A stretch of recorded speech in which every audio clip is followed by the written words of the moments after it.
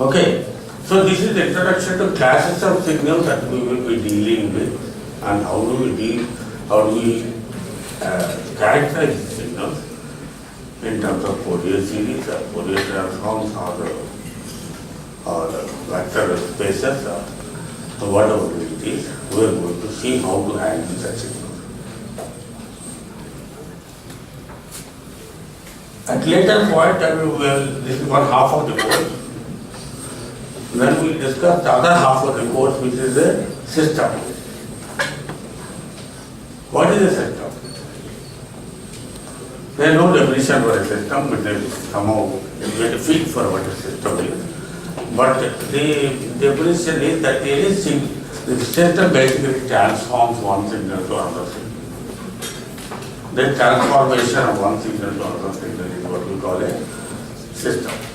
And the word system in electrical engineering literature or in general in science and humanities and even humanities people use the word system. System is used right and left by everybody. And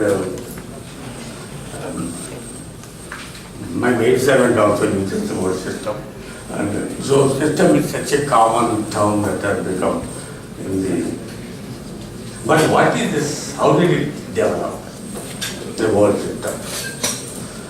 Till about 1940s and 50s, the only thing we had in electrical engineering was resistors, capacitors and inductors, and we connected them together, made into a network, and we studied the network, we analyzed the network, KCL, KVL, topology, whatever it is, and it remained like that for quite some time. Then suddenly the power engineers and aeronautical engineers wanted to apply this network concepts into their system. And you see that system cannot be looked at if you take away motor and say where is the inductor, where is the capacitor, because very difficult to see, right? So you need a modeling game. So you model it finally as an inductor, capacitor, and resistor, but it is a modular system. The system is modeled into an equivalent network containing resistors and capacitors. And not only that, the signals in that different kind.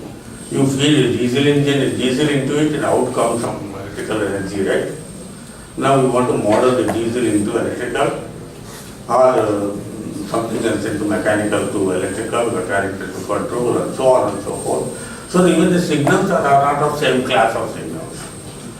So you need to constitute the systems of a new class of so-called networks. And instead of using the word network, the people thought of the word system.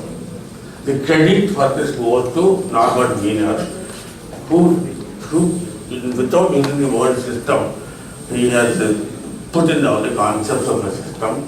So Zadev, for whom actually the credit goes to for using the system for the first time, he gives credit to Norbert Wiener, that he is the one who has actually started the concept of a system. Now anything which can be modeled as an equation has become a system now. Financial systems, biological systems, futuristic systems, everything is a system now. And so the idea is you put a model to it, and your input and your output. And the input and output need not even be same dimensions. One will be mechanical output, another will be electrical input, it could be anything.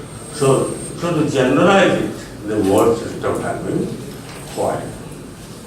And in the conceptually, the word system is attributed to the study of those places where I really don't care what is happening inside the black box.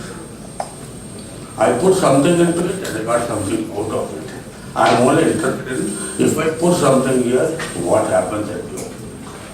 I am not bothered about what happens at every point within the black box.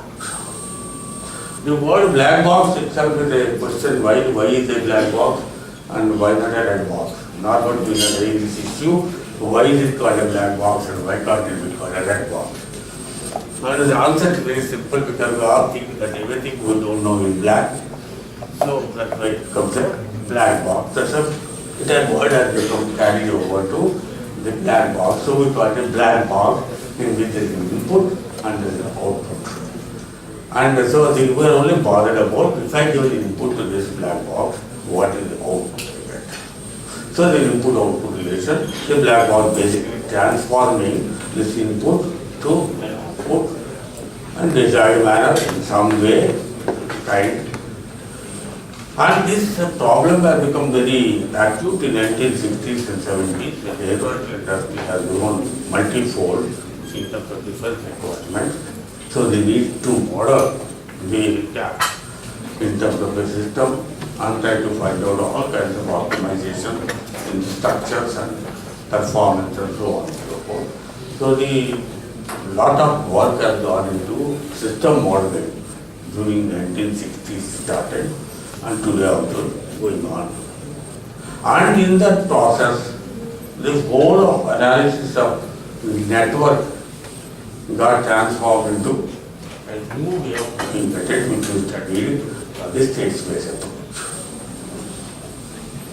Right? So the state space approach is basically system modeling where these actions are not necessarily voltages and currents. This access to the state variables could be any parameter within the system, and all state variables need not always same dimension and so on. So the whole study of signals has transformed itself into system modeling in terms of the state space modeling. And all this we have built in here is also translated into state space, time varying systems, nonlinear systems, causal systems, and containable descriptions, whatever we have given, are also translated into system descriptions. So, whatever, when you give a signal and you want to find out, for example, I put EMG, or you put a lot of electro from my head and then get signals and find out what is happening to me in my brain. So I get a lot of signals. I can do something about the signal to find out whether I'm sleeping or not sleeping, or whether I have a brain tumor or right? So some analysis. So I need a more system box to take this input signal and give me an output. That do I have a cancer or not? Right? So the box translating one signal to other signal which is offering signal. Or maybe in the aircraft there is a gyro, there is a accelerometer, there is something. All the signals go into a box, and then the box tells you automatically with the rudder it will be moved or something has to be changed in this so that I move on the course of a given direction, right? So what is that has to be done with that system is again in terms of these inputs are given and then the outputs are updated as a control signal to make the plane move a specific direction. Right? So all these are basically transformation of one set of signals to another set of desirable signals in terms of what should be out of it. And that black box is what is known as a system. And the system may be static system, in the sense of the elements in the system are all fixed values, or it may be dynamic system, where the elements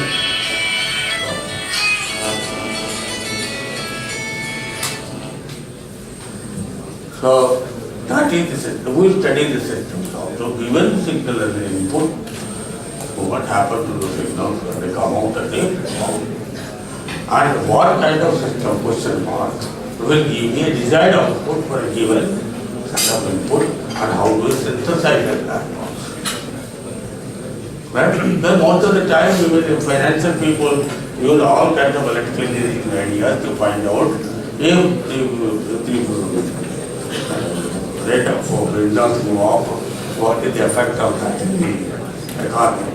Right? So a model for that, and I think it's too simplistic, but what they do is something like this, right? They have all kinds of information about stock market values and all those things, and predict what is going to go to the economy, and then they will increase the bank rate and decrease the bank rate, right? So it's a system. The input and output. And how do you control the system so that the country doesn't go bankrupt like Greece? So the bank people do spend a lot of time in working about tuning this to make sure that the country is progressing and not going into bankruptcy. And all the ideas they use the same as our control theory. Exactly same. So, as I told you, we have contributed a lot to all kinds of people, biology. They would not have been where we are if we did not find this methods of processing the signals. And we would not have known a lot of things. Fortunately, maybe it would be good that we know, but now we know we are in trouble. So we have learned a lot of things by this signals and systems. So this course in that sense is a very all-pervading course. Irrespective of what discipline you are in, as a chemist or physicist or a mechanical engineer or anybody, the concept which we develop in this course are equally applicable to everyone out there. So that is the introduction to this. And then let me now tell you there are hundreds of books on signals of systems because it turns out to be the easiest subject to write a book on.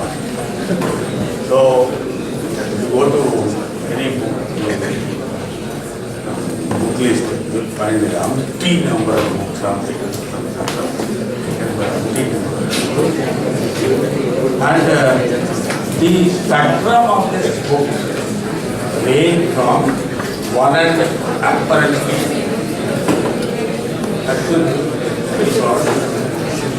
one end of the spectrum is utilitarian. If you put a signal and you want this, you put in box. How the box came, nobody knows. This is utilitarian book. The other end of it is mathematicians who are so particular about this signal description, what happens when you do this. A highly mathematical book. And then in between, like and I will try to send you some handouts in the